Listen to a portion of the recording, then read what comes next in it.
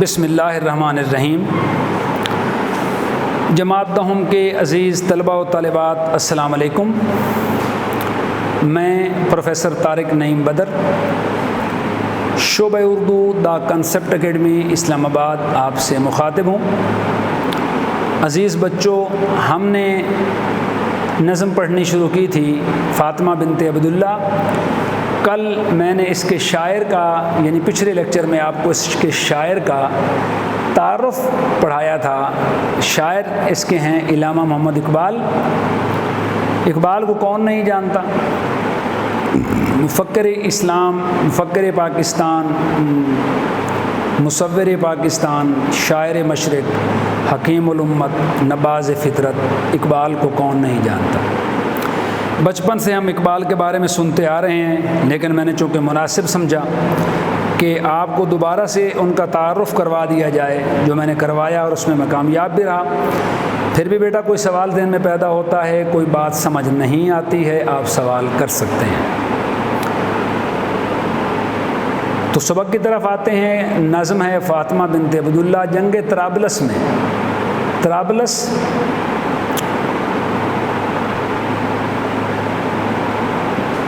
کس شہر کا دارالحکومت ہے؟ میں آپ کو بتاتا ہوں، غلط نہیں بتاتا۔ عرب کا ایک شہر ہے، وہاں پہ یہودیوں کے ساتھ مسلمانوں کی جنگ ہوئی۔ یہ عرب لڑکی تھی فاطمہ بنت عبداللہ۔ جو لوگ جنگ کے دوران زخمی ہو رہے تھے، یہ لڑکی ان کو پانی پلا رہی تھی، غازیوں کی۔ 10 سال اس کی عمر تھی، چھوٹی سی یہ بچی۔ اس کے اندر جذبہ جہاد موجود تھا، اسلام سے محبت کا جذبہ موجود تھا، اپنے لوگوں سے عشق، اپنے نبی سے عشق، اپنے رب سے عشق موجود تھا۔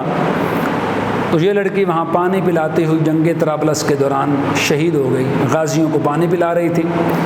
اقبال نے اس لڑکی کا جب وہ پوری کہانی سنی، اقبال نے اس لڑکی کے کردار کو جب پڑھا، تو اقبال نے اس کے کردار کو، اس کی اس آرزو شہادت کو مناسب سمجھا کہ وہ بیان کرے کس میں؟ شاعری میں۔ اور اقبال نے اس پہ نظم لکھی فاطمہ بنت عبداللہ پہ، جس کا نام بھی فاطمہ بنت عبداللہ ہی ہے۔ پنسلیں کاپیاں لے کے بیٹھیں، الفاظ مشکل ہیں، میں بورڈ پہ لکھوں گا، آپ ساتھ ساتھ ان کے جواب لکھیں گے۔ الفاظ کے مشکل الفاظ کے معنی میں بورڈ پہ لکھواؤں گا، اور ساتھ ساتھ آپ ان کے معنی جو ہیں وہ نوٹ بک پہ تحریر کریں گے۔ یہ الفاظ کے معنی بیٹا لازمی لکھا کریں۔ اس کا فائدہ یہ ہوگا کہ جب آپ مشقوں کی اشعار کی تشریح کریں گے تو یہ الفاظ کے معنی آپ کے کام آئیں گے۔ فاطمہ تو آبرو امت مرحوم ہے۔ مرحوم کے معنی مر چکی، آبرو کے معنی عزت۔ امت مرحوم سے مراد امت مسلمہ ہے۔ اقبال اپنی قوم یعنی مسلمان قوم کی غلامی پر بڑے کڑتے تھے، انہیں بڑی تکلیف تھی کہ مسلمان جگہ جگہ پہ غیروں کے غلام ہیں۔ تو یاد رکھیے، یہ نظم اس زمانے میں لکھی گئی جب ہندوستان پہ انگریزوں کا قبضہ تھا۔ تو اس لیے اپنی قوم کو، اپنی امت کو، مسلم امت کو امت مرحوم کہا ہے۔ آبرو کے معنی عزت۔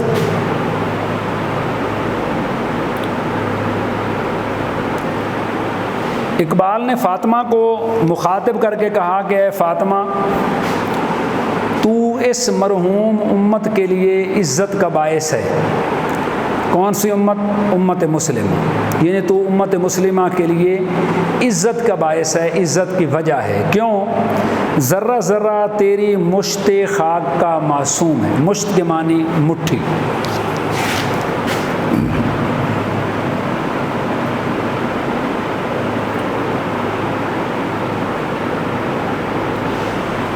مٹھی بھر خاک مراد قبر۔ کیوں کہا مشت خاک کا معصوم ہے؟ کیونکہ اس کی عمر 10 سال تھی۔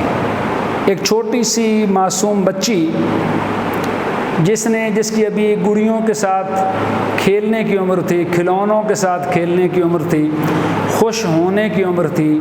ابھی تو اس نے بڑا ہونا تھا، ابھی تو اس نے زندگی گزارنی تھی، ابھی تو اس نے آنکھوں میں خواب ہی نہیں سجائے تھے، جن کی تعبیر پانی تھی، تو اس لیے اس کو کہا کہ تو ایک معصوم بچی ہے اور تیری مشت خاک مانی تیری قبر کی مٹی کا ذرہ ذرہ چمکتا ہے، معصوم ہے۔ معصوم کہتے ہیں ایسا شخص جو گناہوں سے پاک ہو، کبھی تک تو نے کوئی گناہ نہیں کیا، تو نے کسی کو تکلیف نہیں دی، بلکہ تو ایک عظیم کام کرتے ہوئے، کون سا؟ غازیوں کو پانی پلانے کا کام کرتے ہوئے دنیا فانی سے رخصت ہو گئی۔ لیکن شہید کے بارے میں، وہ شخص جو اللہ کی راہ میں اپنی جان قربان کر دیتا ہے، اس کے بارے میں رب رحیم نے فرمایا، اے انسان، اے مسلمان،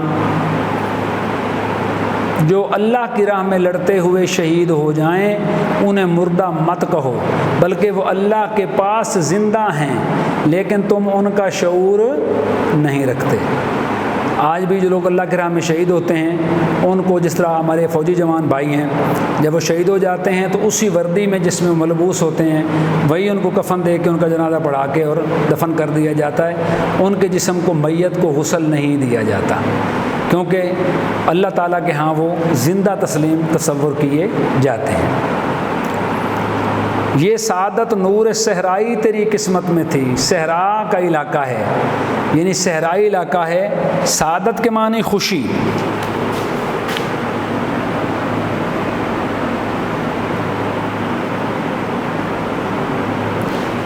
طرابلس کا شہر جہاں واقع ہے وہ صحرائی علاقہ ہے، ریتلا علاقہ ہے، ٹیلے ہیں دور تک۔ اس لیے اقبال نے کہا کہ یہ سعادت، یہ خوشی کون سی؟ شہادت والی۔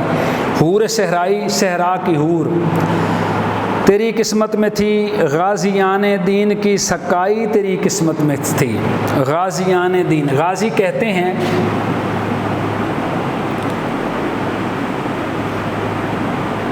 جنگ میں زخمی ہو کر بچ جانے والا، یعنی جو شہید نہیں ہوتا بلکہ جنگ لڑ کے واپس آ جاتا ہے، اسے کہتے ہیں غازی۔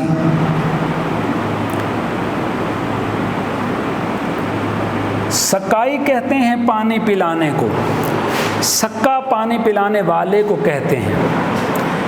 بیٹا پرانے زمانے میں جب ابھی انسان اتنا جدید نہیں ہوا تھا، موٹریں نہیں لگی تھیں، میزائل موٹریں تو فلانی موٹریں، 10 قسم کی موٹریں ہیں، لال پمپ ہیں، زمین سے پانی کھینچنے والے نلکے نہیں لگے تھے، کنوؤں کا دور تھا، تالابوں کا دور تھا۔ آج بھی اس صحرا میں، سندھ میں جائیں آپ، چولستان میں جائیں، وہاں پہ رہنے والے آج بھی انہی جوہڑوں سے پانی پیتے ہیں۔ جو بارش میں کہیں پانی اکٹھا ہو جاتا ہے، اسی جوہر سے انسان بھی پیتا ہے، اسی جوہر سے حیوان بھی پیتے ہیں۔ ہم اس کا تصور نہیں کر سکتے، ہم صرف سوچ سکتے ہیں کہ وہ لوگ کتنی تکلیف میں ہیں۔ اور اس زمانے میں ہوتا یہ تھا کہ لوگ پھر سکا لگا لیتے تھے۔ سکا کہتے ہیں پانی باہر سے بھر کے لانے والے کو، کہ پانی بھر کے لاتا اور گھروں میں پہنچاتا، اس کو معقول مزدوری دی جاتی تھی۔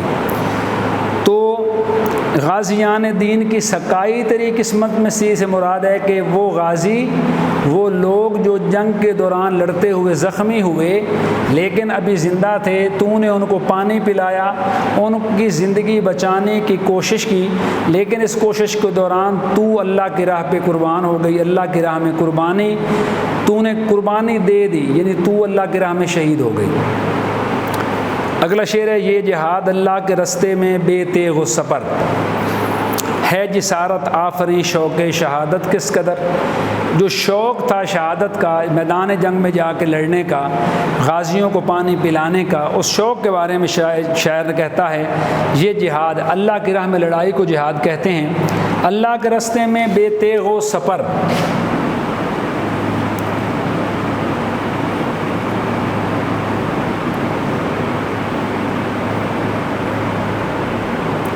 بلکہ یہ سپر ہے، بے تیغ و سپر۔ تیغ کے معنی تلوار، سپر کے معنی ڈھال۔ آپ نے پرانی اکثر فلموں میں دیکھا ہوگا کہ جب تلواروں کی لڑائی ہوتی ہے تو کندھے کے اوپر ایک گول شیلڈ رکھی جاتی ہے لوہے کی، کہ جب تلوار کا کوئی وار کرتا ہے تو وہ شیلڈ آگے کر دیتے ہیں، وہ ڈھال آگے کر دیتے ہیں، جس سے بندہ زخمی ہونے سے، یہ کٹنے سے بچ جاتا ہے، اسے ڈھال کہتے ہیں۔ تو شاعر کہتا ہے کہ یہ جہاد جو تو نے اللہ کے راہ میں لڑا، کس کو کہا؟ فاطمہ بنت عبداللہ کو کہا یہ جہاد اللہ کے راستے میں تو نے بغیر تیر و تلوار و ڈھال کے لڑا، اور یہ جسارت کے میں نے ہمت، کوشش۔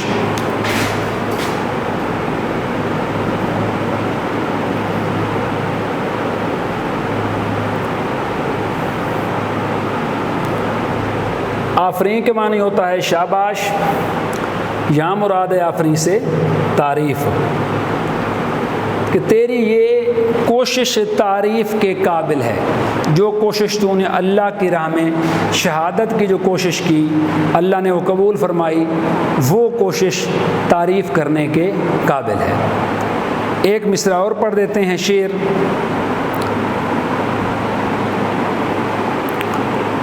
یہ کلی بھی اس گلستان خزاں منظر میں تھی، ایسی چنگاری بھی یارب اپنی خاکستر میں تھی۔ یہ کلی پھول بننے سے پہلے وہ جو ڈوڑیاں ہوتی ہیں بند، انہیں کلی کہتے ہیں، جب وہ کھلتی ہیں تو انہیں پھول کہتے ہیں۔ اپنے گلستان خزاں منظر میں تھے، گلستان پھولوں کے باغ کو کہتے ہیں۔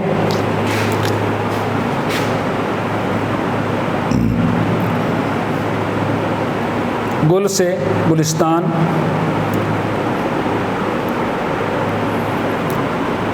خزاں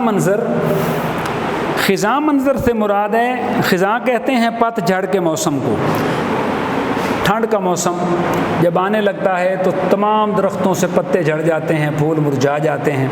تو شاعر کہتا ہے کہ ہمارے گلستان پہ، یعنی مسلمانوں کے گلستان میں تو خزاں آئی ہوئی ہے، ہم تو مظلوم اور محکوم لوگ ہیں، اس کے باوجود ایسی چنگاری بھی یا رب اپنی خاکستر میں تھی۔ اللہ کو مخاطب کر کے کہا ہے، خاکستر کہتے ہیں راکھ کو،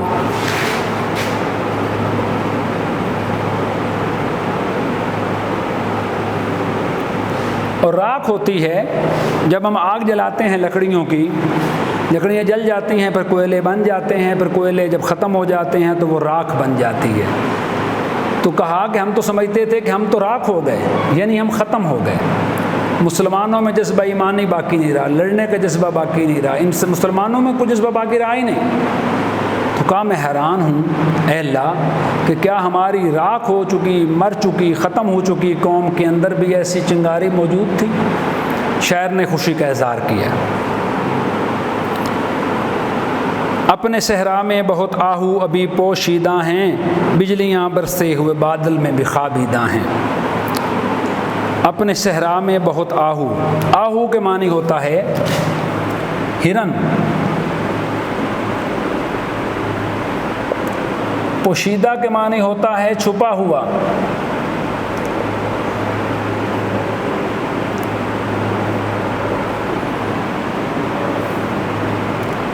لفظ خوابیدہ معنی سویا ہوا۔ شاعر کہتا ہے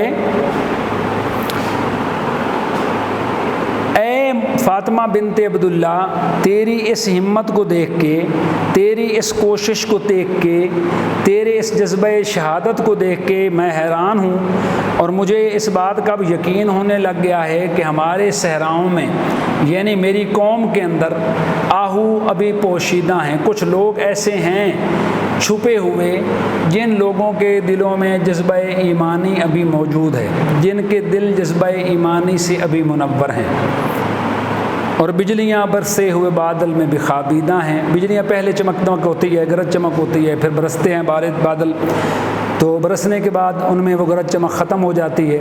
تو شاعر کہتا ہے ہم ایک برس گئی بادلوں جیسی قوم ہیں، اپنی مسلمان قوم کی حالت زار پہ نوحہ ہے، اس کے بارے میں ماتم ہے، اس کے بارے میں پریشانی ہے، اس پر دکھ کا اظہار ہے۔ اور اقبال کہتے ہیں کہ میری قوم جو کہ تنزلی کا شکار ہو گئی، محکومی کا، غلامی کا شکار ہو گئی، اس قوم کے اندر بھی ابھی تک کچھ لوگ ایسے باقی ہیں جن کے دل میں اسلام کا درد ابھی تک موجود ہے۔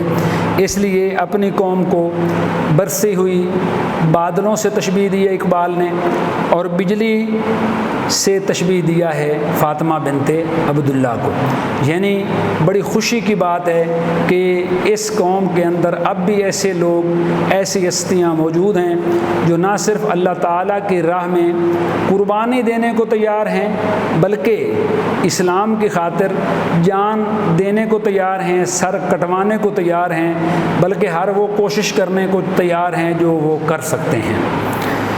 تو یہاں پہ ہمارا بیٹا سبق ہوتا ہے آج کا مکمل۔ انشاءاللہ باقی آدھی جو نظم ہے یہ پڑھیں گے ہم اگلے لیکچر میں۔ تب تک کے لیے اجازت، بہت شکریہ، اللہ نگہبان۔